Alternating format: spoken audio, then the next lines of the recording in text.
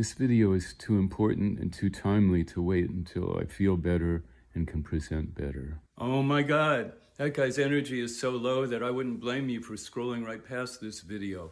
But don't do it. It is important.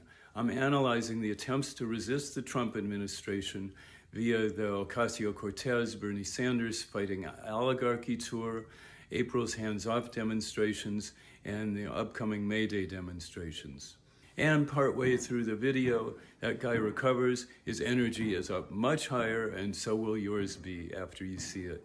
It's heartening in that they definitely show a degree of people's willingness to mobilize and take action, just as the horrors of the first Trump administration did the same. And like the first time around, the speakers at these events and the people showing up are showing love, passion, and energy. But these are merely holding actions in a system that needs to be transformed. I rue the limited perspective of the slogans and speakers at these rallies. Let's do the holding actions like we did the first time and say we must organize ourselves to revolt. AOC and Bernie are absolutely right in emphasizing that the 99% are potentially more powerful than the 1%. But how do we get to where we can exercise that power? This is a big question that I'm not hearing addressed at these demonstrations. Bernie, it's not enough to say, we as Americans will not accept oligarchy. We will not accept authoritarianism. And we will not accept a rigged economy. When he said, we will pass the PRO Act to help labor organize again, we must pass Medicare for all, I actually shouted at my computer screen, how are you going to do that, mother? Besides that the Republicans will block all that, which is fine with most Democrats because their corporate sponsors want them to just talk about it but not enact it. They know what we're up against systemically, even in trying to resist the neo-fascist initiatives of the Trump administration, much less go forward with a progressive agenda. For years, we have known that our political system has slowly but surely become dominated by big money and billionaires.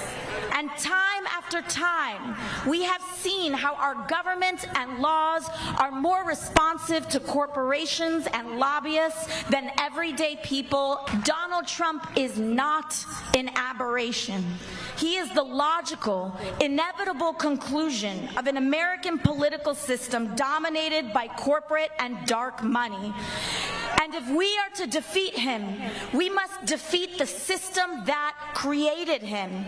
All of that, including the last bit, is absolutely right. To defeat Trump and turn around neo-fascism, it will take exactly the same kind of movement as it will take to create a society that is caring, an economy that is fair, a polity that is democratic. As she says, again in a passionate and heartening way, we must choose to out-organize the oligarchy. We must do away with the power of big money. But there are only hints of a strategy to do that, and every element of it is woefully insufficient. Most of it is more holding actions. They still talk about moving the Democrats, whom they recognize as the saner of the two corporate parties, to the left. They talk about raising money and recruiting volunteers to help flip some Republican House seats to Democratic House seats. Talk about pressuring Republicans on certain issues where we can. And this is where holding actions come in. The protests that have been held seem to have been a trigger for many Republican congresspersons letting leadership know that they are not ready to vote for cuts to Medicaid. But that ain't defeating the system. They talk about getting money out of politics as if there is a way to enact that change that doesn't depend upon all of the politicians who owe their jobs to money in politics. And they talk about campaigns on local issues, which is absolutely an excellent way to help organize and educate our fellow citizens and non-citizens, as long as we don't confine our message to protesting about the local issues, and at the same time educate about the systemic ones and the need to overthrow this system. I'm finishing this on a new day when I'm feeling a heck of a lot better.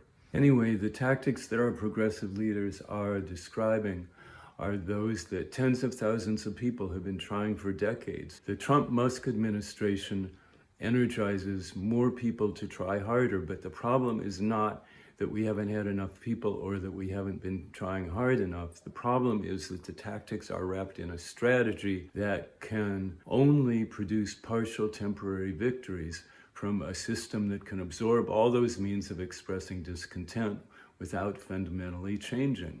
That system was driving us to ruin long before Donald Trump's inauguration. What we need is a long-term project of defeating it by convincing enough people of that fact, the nature of the system, that we can eventually withhold our cooperation and develop means of governing ourselves. So defeating neo-fascism and building a caring, peaceful, sustainable society will certainly take more than rallies that express what we want. My frustration with Bernie Sanders, Alexandria Ocasio-Cortez, and people like them is that they are bright, articulate, have great command of the facts, tons of charisma, and they could be spreading that message. Instead, they're encouraging us basically to do what we did during the first Trump administration, which led to the Biden administration, a Democratic Congress, people so frustrated with the Democrats' continued corporate betrayals that we are where we are today. I hope you can begin to spread the message that what we need is a nonviolent revolution, and I hope my other videos can help you do that.